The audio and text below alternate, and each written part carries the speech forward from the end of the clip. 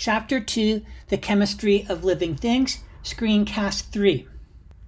Now, this next screencast focuses primarily on water. Water is a very important substance, especially when we talk about human organisms. It also has some really special properties. So it's really important that we really understand what these properties are and the underlying importance of water. Now, quite often you'll hear about something as a solution. A solution is made up of two things. One is the solvent, that is the liquid in which other substances are dissolved. And then I have a solute, and that's any dissolved substance. A really good example of a solution we can kind of think of is seawater. Okay? So water is the overall solvent, and within that water are dissolved various things, salt and other things. So together they form a solution. Now, in the previous screencast, we talked about the importance of covalent bonding and the different types of bonds and how that results in something being either water soluble or lipid soluble. Here, our text is introducing a couple of new terms. Here we look at hydrophilic or water-loving. This refers to polar molecules because once again, polar molecules are interacted to water and they interact easily.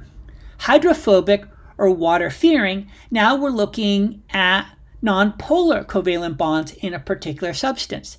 And nonpolar, hydrophobic, lipophilic, what that really means is these nonpolar substances are not going to dissolve in water. You've probably heard the saying before, water and oil don't mix.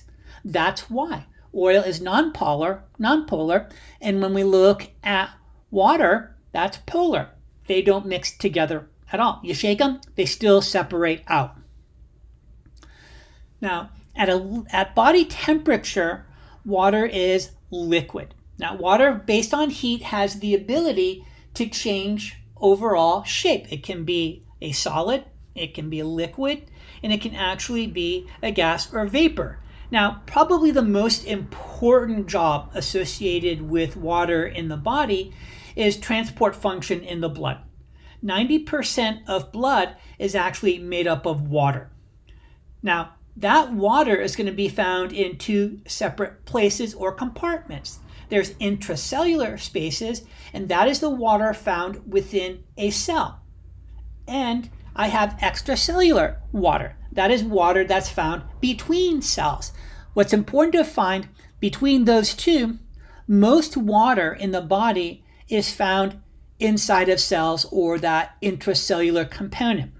Now, another important thing to understand, when we look at our total body weight, 60% of our body weight is actually water.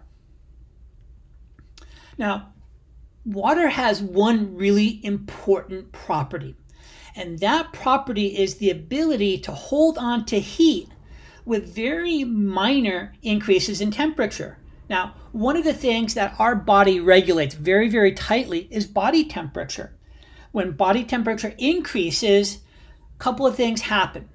The most important thing that may happen is changing the shape of a protein. We'll talk about that in a future screencast, but we regulate body temperature very, very tightly, and there isn't a lot of wiggle room overall. Think about normal body temperature, 98.6 degrees.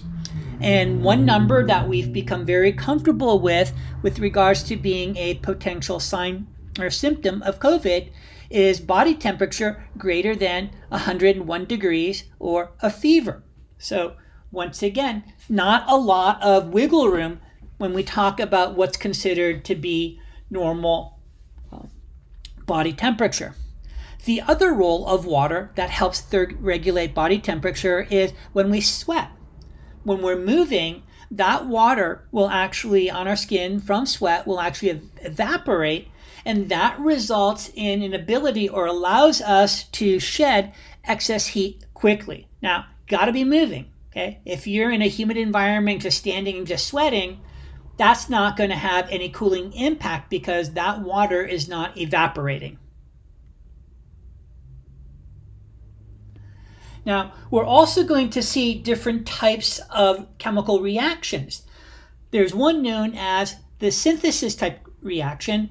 And so water is going to be a product when we look at carbohydrate formation, protein formation, or lipid formation. So whenever our body creates those particular biological molecules, water is going to be produced. Now, we can also see where water is used to break molecules down. So that's known as hydrolysis. So now we start off with carbohydrates, proteins, or lipids, and water is used to break them down into their building blocks. So water plays an important role in the chemical reactions that take place within our body.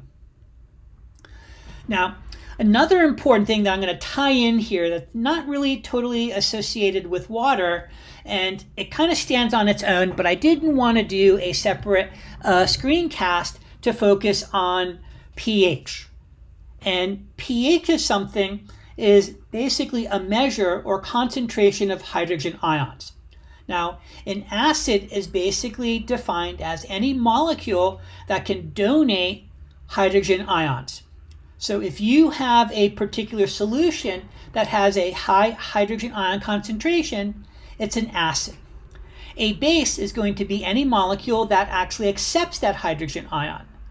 And so what's happening here is in that particular solution, there's going to be a decrease in free hydrogen ion concentration. So keep in mind, I'm using the term free hydrogen ion, so hydrogen that is not part of a particular molecule.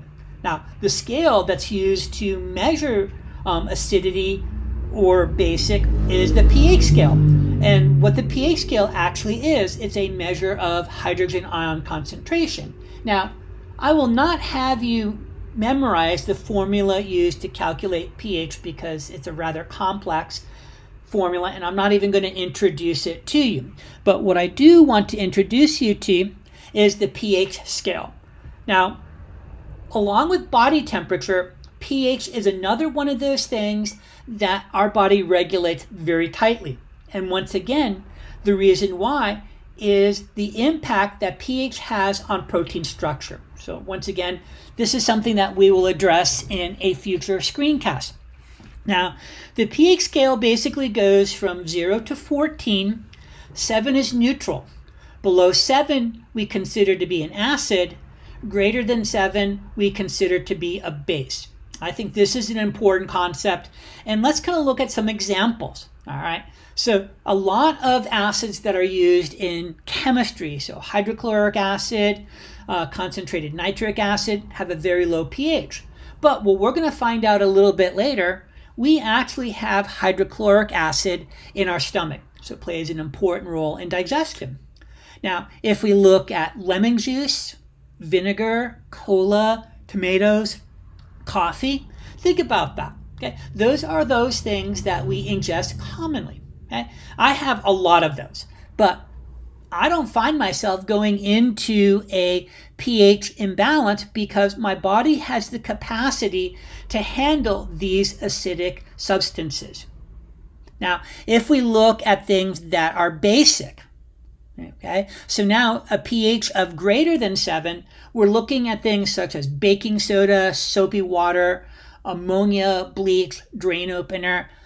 And when we look at something as with a pH as high as 14, we're talking about a very toxic chemical. Okay? Think about how caustic something has to be to clear up a clogged up drain. Another substance that has a really high pH is oven cleaner. So these are highly toxic and caustic at the same time. Now, generally, we don't see people ingesting things that are basic. Okay?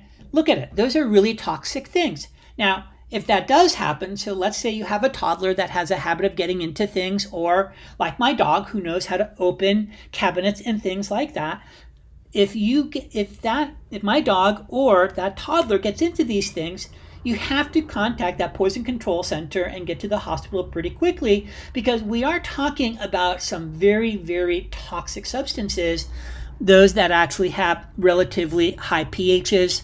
So let's look at 10 and above. Now, one of the things that allows us to ingest things that are acidic in nature is the fact that our body has something that's called buffers. Okay? I like to think of buffers, and this is a very, very simple oversimplification. A buffer actually acts as a hydrogen ion sponge. And what it does, it absorbs that excess free hydrogen ion. And remember what I said previously. It's free hydrogen ion that contributes to pH. So if we look at our body, and this is something that we'll talk about when we do the respiratory system, carbonic acid and bicarbonate acts as a very potent buffering system within our body. And so that's something that we'll talk about a little bit later in the respiratory system. I don't want you to memorize this formula, but I want you to understand what they're looking at here or presenting here is an example of a buffering system. And the important thing I want you to remember right now, buffers help prevent changes in pH. Okay? That's the important thing and the big take-home message that I want you to kind of keep in mind at this point. Now, this last animation is focusing on water and chemistry. So once again, this is something that I recommend that you watch on your own time, and it is available if you watch the full presentation or the actual animation presentation in screenplay mode in PowerPoint.